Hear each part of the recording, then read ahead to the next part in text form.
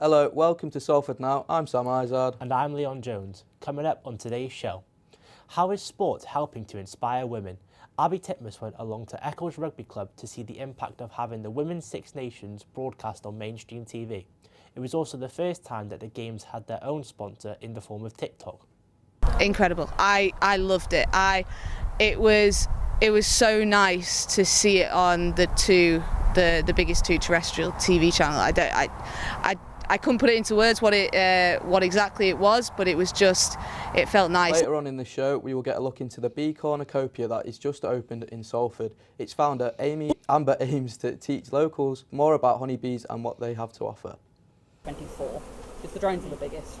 We've got all that extra growing to do and all the extra muscles to produce.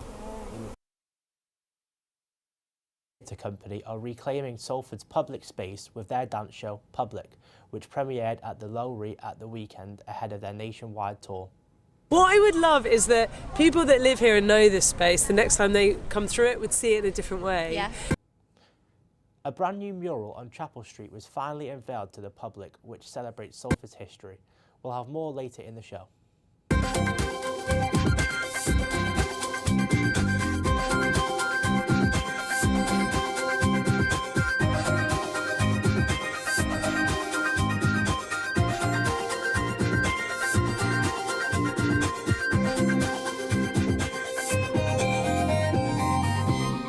If you have been watching this year's series of MasterChef, you will have noticed that Salford's Johan Jones stormed his way through the finals week. Our reporter Thomas Ridley went to meet Johan to talk about his MasterChef experience. Unfortunately, you didn't make it past the first challenge of finals week and finished in 5th place. You know, once you got that far, was there a bit of like, oh, I wish I could have got to the next stage? You know, when you saw what everyone else was doing, like Gordon Ramsay and stuff like that. What's that feeling like? I think it, for me, just getting an apron in the first challenge was immense.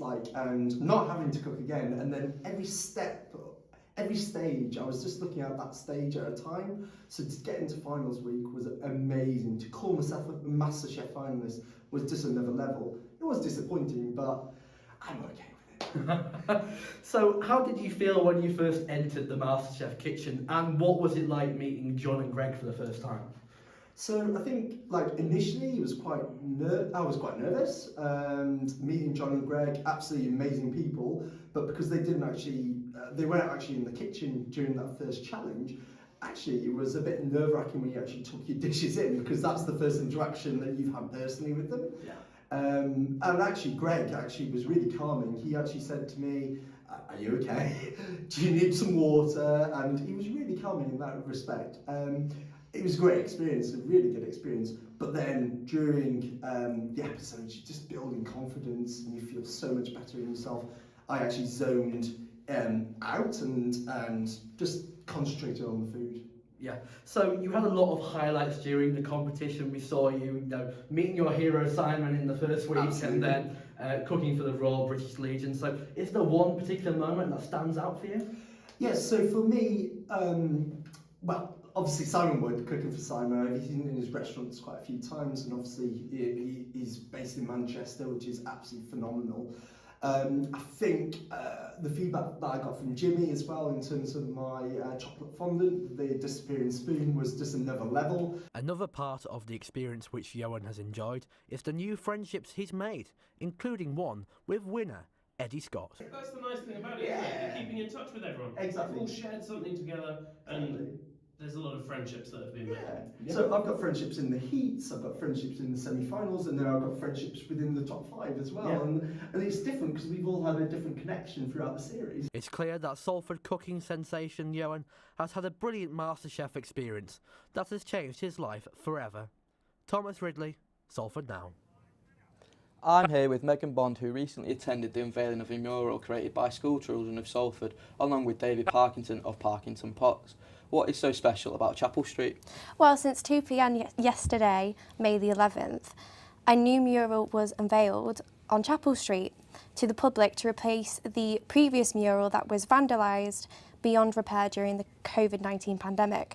The mural was a project Eric Wright a construction company that is building in the area.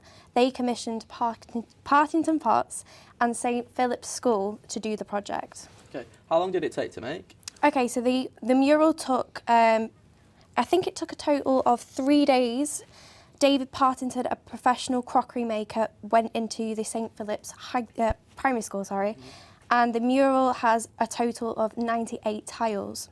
The total process took 2 to 3 months to complete because the tiles needed a lengthy time to dry out and to be fired. Okay, who attended the unveiling? Okay, so the Mayor of Salford, Paul Dennett, and David Partington attended, and also the executive head teacher at St Philip's. And I spoke to each of them to get their reaction on the mural.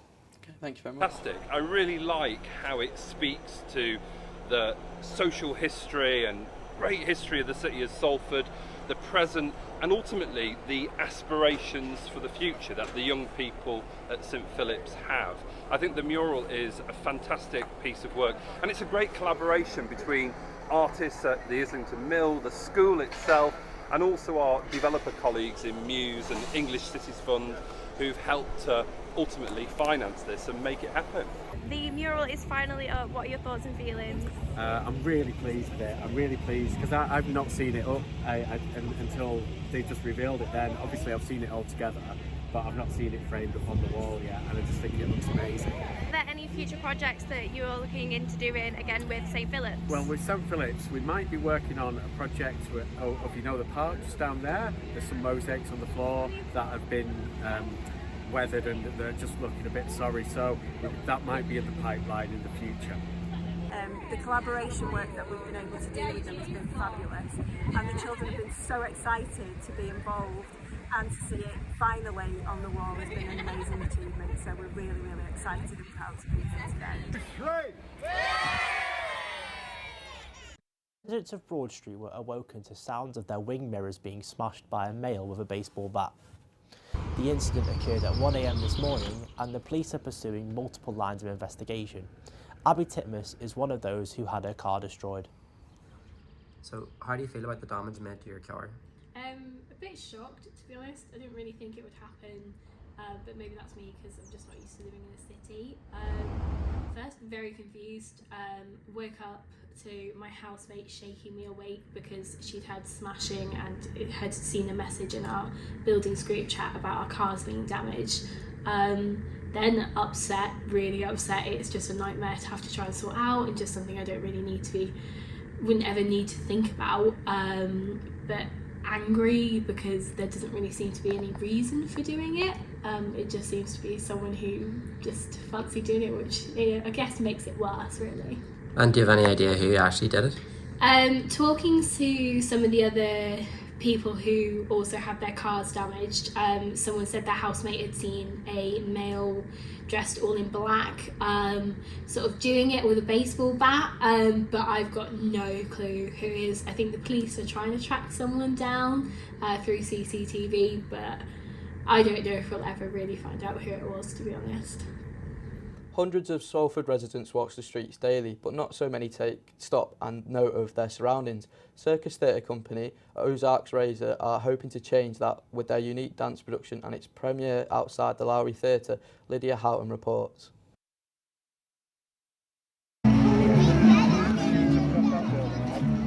The Lowry Theatre is known for its indoor shows, but not so much the shows outside its doors. Circus theatre company Occam's Razor are changing that with their show Public, which is about the ownership of public space, which has become increasingly colonised by corporations.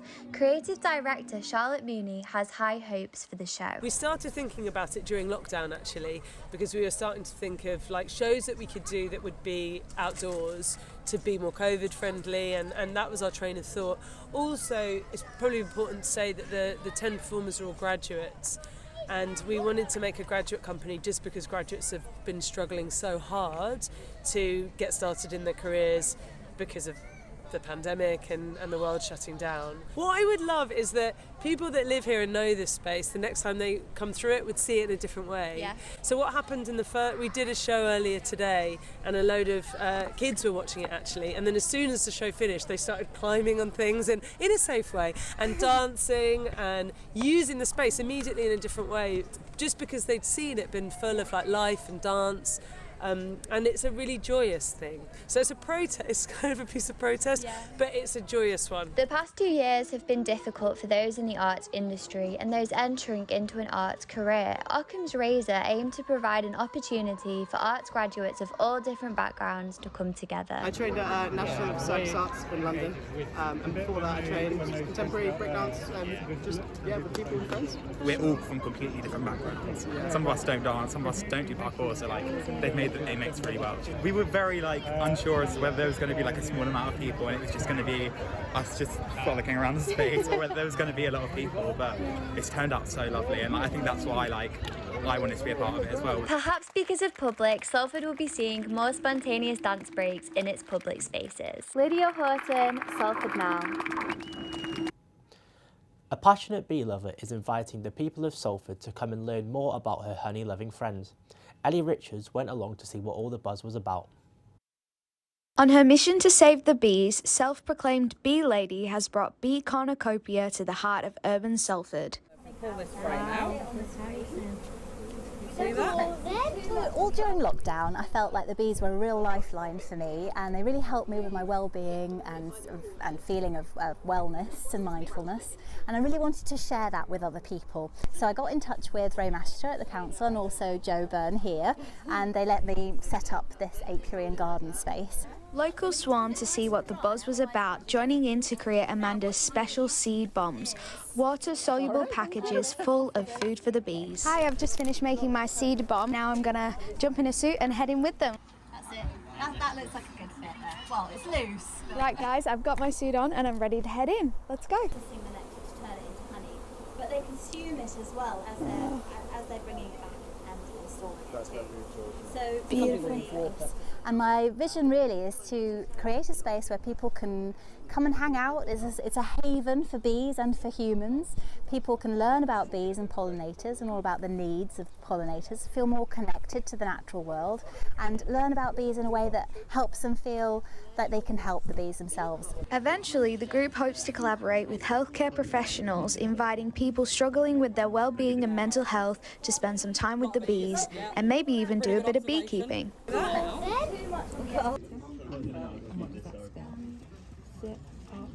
Abby has more with the sport.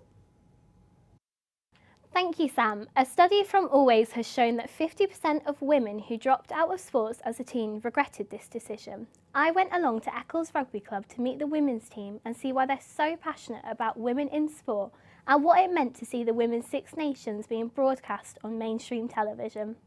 Full time might have been called for the rugby season this year, but the women's team at Eccles are not letting that stop them from getting together and having fun. Some of the team spoke about what has really stood out to them since joining. I mean, it's got to start with fitness. Genuinely, my fitness levels since September have just boosted through the roof. And obviously, just being a family, this lot are all a big family. Obviously, we come down tonight to have a game, and we normally wouldn't. And it's just great to have just be a big part of the family. It's not just the fitness as well. I've made so many friends through it, and the social aspect as well. It's amazing.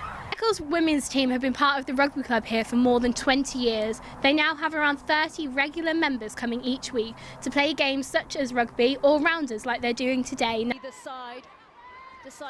The Women's Six Nations was recently shown across the BBC with more coverage than before. Across the tournament, viewers reached 10,000 and the games had their own sponsor in TikTok for the first time ever. The positive impact of televising these games is apparent to Helen Johnson, who explains how it felt to watch them on TV. Incredible. I loved it.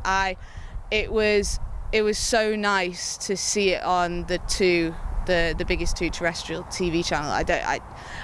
I couldn't put it into words what exactly it was, but it felt nice. Research conducted by Always shows that 1 in 3 girls drop out of sport during puberty, and a quarter of these say they weren't encouraged to carry on playing. Bonnie Fleming told me what needs to be done in order to change this statistic. When I was growing up, there was never any emphasis on... The group has more plans to do things... Maybe it's weird, but like sports bras, and when you went to PE, it was sort of who had the nicest bra on. But I think that would be a massive factor, that if girls were encouraged to do sport and were encouraged to sort of even be strong rather than just who's got the prettiest bra on in the changing rooms, then it would really encourage younger generations, especially year 10, year 11, when you're starting to become like more of a woman. The group has plans to do more things over the off-season to keep them active and maintain the bonds they've created, such as touch rugby, which starts on Saturday. Abby Titmus, Salford Now. That's all for today's show. Don't forget to stay up to date over on Salford Now. Goodbye.